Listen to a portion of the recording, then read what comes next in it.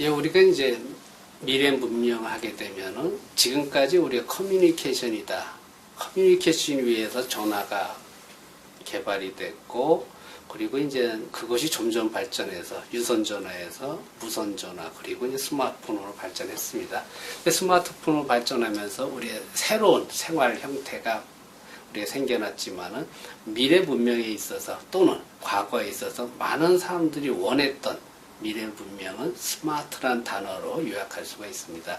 그 스마트라는 것은 결국 편리한 생활, 편리한 문명을 원하는 것인데, 이 편리하다는 거에 있어서 스마트에서 우리가 찾았던 것은 사실은 인텔리전스였습니다. 인텔리전스라는 것은 결국은 지능화가 되는 것이고, 지능화 했을 때 가장 중요한 사실은 어떤 사물이 어떤 지능화하기 위해서는 사물 속에 결국은 센서가 필요하게 됩니다. 결국 모든 구조물 또는 모든 공학적인 측면에서 모든 계측기들이 계측을 하고 모니터를 했었는데, 그것을 어떻게 지능화해서 사물이 지능체가 되느냐, 여기서 핵심이 있다고 할 수 있습니다. 그럼 사물이 지능체가 되기 위해서 가장 중요한 것은 바로 센서가 되겠습니다.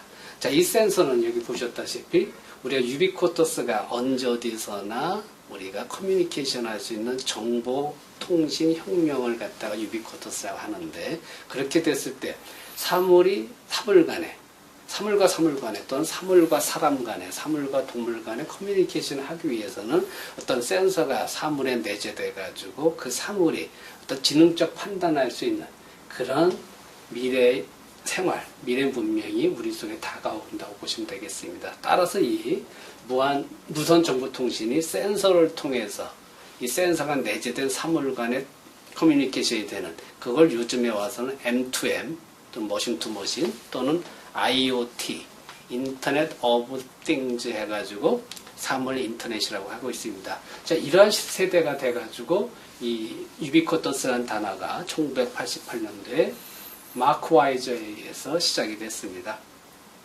뜻 자체가 여러분도 아시다시피 사람과 사물, 정보, 컴퓨터가 연계되는 유비쿼터스 공간. 그러니까 유비쿼터스라는 것은 여러분도 아시다시피 언제 어디서나 어떤 장비를 쓰건 어떤 디바이스건 여러분들이 정보에 접속할 수 있는 그러한 새로운 공간, 새로운 환경이 되겠습니다.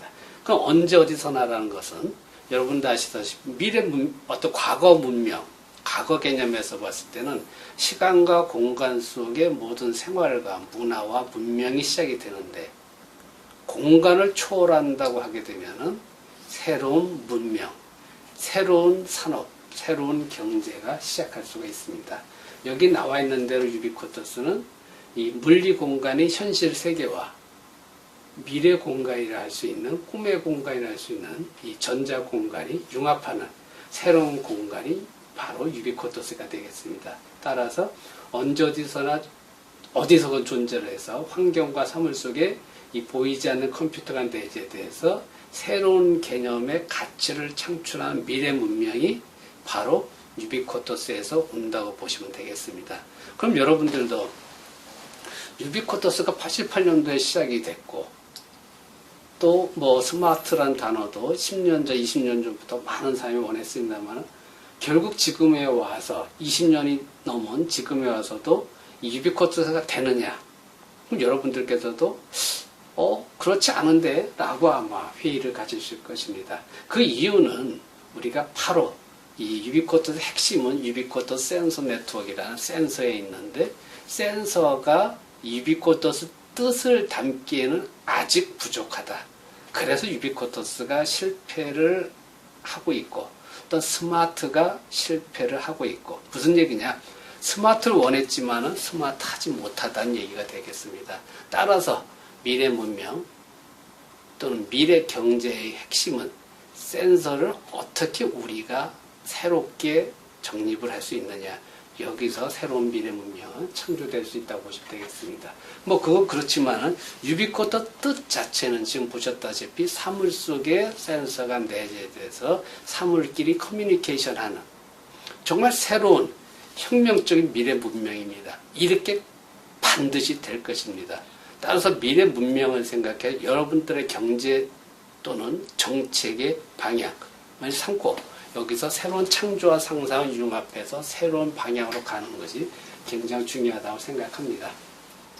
보셨다시피 우리가 유비쿼터스는 모든 사물에 컴퓨터가 내재돼 가지고 여러분이 그 사물로부터 정보를 받아서 여러분이 컨시어지하게 행복을 보장받는 그러한 개념이 유비쿼터스가 되겠습니다. 보셨다시피 도시 속에서 모든 사물 속에 컴퓨터가 내재돼서 또 센서가 내재돼서 사물 간의 정보를 공유해서 그 정보 속에서 인간을 위한 또는 도시 생활에 의한 새로운 정보가 생성이 돼서 도시 생활을 행복하게 해주는 그러한 개념이 유비쿼터스가 되기 때문에 미래 문명은 결국 유비쿼터스에서 시작이 될 거라고 보고 또 이 속에서 경제도 새롭게 산생될 거라고 봅니다.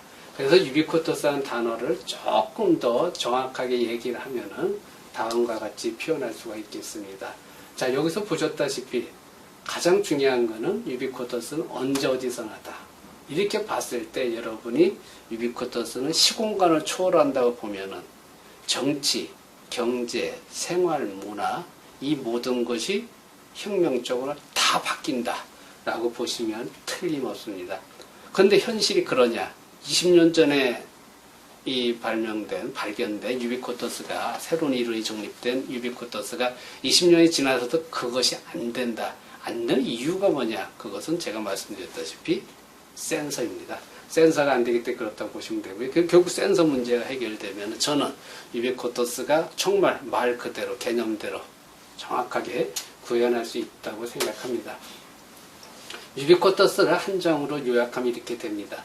이 컴퓨터가 점점 작아지게 돼요. 컴퓨터가 점점 작아져가지고 자 어느 정도까지 작아지냐면은 일본 히다치에서 개발한 뮤칩이라는 조그만 컴퓨터 0.3mm까지 작아졌고요. 어느 정도 작아지냐면은 미국의 UC 버클리 대학에서 개발한 스마트 더스트라는 컴퓨터 또는 센서는 바로 그것도 이제 1mm, 2mm까지 작아졌습니다. 그러니까 이렇게 1mm, 2mm 또는 뭐 1cm까지 작아진 컴퓨터가 사물 속에 내재되는 거죠. 근데 이 컴퓨터라는 것은 여러분도 아시다시피 CPU를 가지고 있고 메모리를 가지고 있고 안테나 또 네트워크를 가지고 있습니다. 그러한 것들을 우리가 이 정보통신공학에서는 임베디드 시스템이라고 하고 있죠. 근데 임베디드 시스템인데 여러분도 아시다시피 컴퓨터는 CPU 중앙 처리 장치를 가지고 있어서 어떤 판단 기능을 생각을 할 어떤 연산 논리를 기능을 가지고 있습니다. 뭐 쉽게 생각해서 로봇을 생각하시면 되는데요. 자 로봇처럼 어떤 두뇌에 있어서 어떤 인텔리전스를 할 수 있다. 따라서 인텔리전스 지능화를 컴퓨터 또는 센서가 가능하다면 컴퓨터 또는 센서가 내재된 사물도 지능을 가지고 있을 수 있다라고 생각하시면 됩니다. 따라서 컴퓨터 센서가 내재된 모든 사물이 스마트해지고 이 사물이 컴퓨터가 내재됐기 때문에 무선 통신을 통해서 네트워크로 연결돼서 공간 개념이 사라진다. 바로 그 뜻이 되겠습니다. 따라서 things are smart, 즉 모든 사물이 똑똑해졌고 네트워크를 통해서 전 세계가 연결됐기 때문에 공간 개념이 사라졌다. 따라서 언제 어디서라는 개념이 여기서 생겨난 것입니다. 따라서 여러분들이 모든 사물이 스마트해졌고 네트워크를 통해서 공간 개념이 없어졌다. 이 뜻을 깊이 생각해 보면은 여태까지 말씀드렸던 유비쿼터스가 가능하다. 결론은 이 스마트 센서 여기서 핵심을 가지고 있고 이걸 통해서 새로운 문명, 뉴 시빌라이제이 생겨나면서 그 속에서 모든 정치, 경제, 생활, 문화가 다 바뀌면서 생활 문화가 바뀌는 게 중요한 게 아니라 그것이 세계를 선도할 수 있는 경제 상품이 된다는 것이 너무나 중요한 사실이라는 걸 여러분들이 인지하셔가지고 이 분야에 많은 투자와 많은 연구와 노력을 해주시길 부탁드리겠습니다. 엘빈 토플러가 미래학자인 엘빈 토플러가 제4의 물결에서 미래 부의 원천은 타임, 스페이스, 나리지에 있다고 했습니다. 자, 타임과 스페이스를 시간과 공간을 초월해서 어떤 지식 상품이 미래 부의 원천이다 라고 말씀하신 게 아니라 여기서 말씀하신 그 타임이란 뜻은 바로 부의 축을 얘기하고 있습니다. 그 혁신과 변화의 속도를 얘기하고 있습니다.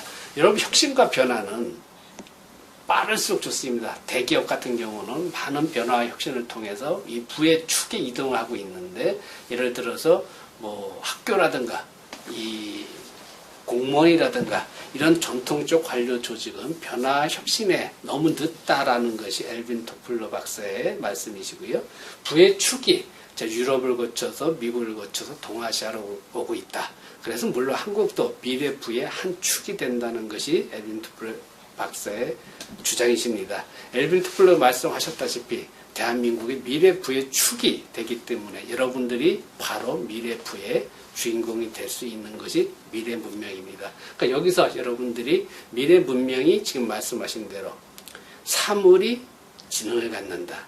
따라서 그것이 지금 나오는 IoT, 사물 인터넷 또는 M2M, 이 모든 것이 사물이 지능을 갖는 데서 시작을 하고 있습니다. 미래 경제, 미래 문명은 바로 사물 지능화에서 시작한다는 것을 명심하시기 정말 부탁을 드리겠습니다.